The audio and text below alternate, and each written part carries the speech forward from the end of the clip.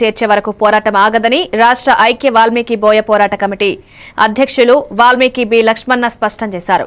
కర్నూలు జిల్లా మంత్రాలయం నియోజకవర్గం కౌతాలం మండలం మేలగనూరు గ్రామంలో నిర్వహించిన వాల్మీకి నాయకుల సమావేశంలో ఆయన ముఖ్య అతిథిగా పాల్గొన్నారు. ఈ సమావేశానికి నది చాగి మారెన్న అధ్యక్షత వహించారు. ఈ సందర్భంగా వాల్మీకి బి లక్ష్మణ మాట్లాడుతూ కొత్త సంవత్సరంలో మేలగనూరు రామలింగేశ్వర స్వామి గుడి సమీపంలో వాల్మీకి బోయల సంఖారావం సభతో ఉద్యమానికి నాంది పలుకుతున్నామని తెలిపారు. ఈ సమావేశానికి మేలగనూరు గ్రామ వాల్మీకి బోయ నాయకులు బోయ ప్రజలు పాల్గొన్నారు. ఈరోజు కౌతాళం మండలం మేలగనూరు గ్రామంలో ఈరోజు వాల్మీకుల ఐక్యత గురించి వాల్మీకుల సమావేశం మేలగనూరు నదిచాగి గ్రామ ప్రజలతో ఇక్కడ ఏర్పాటు చేయడం జరిగింది.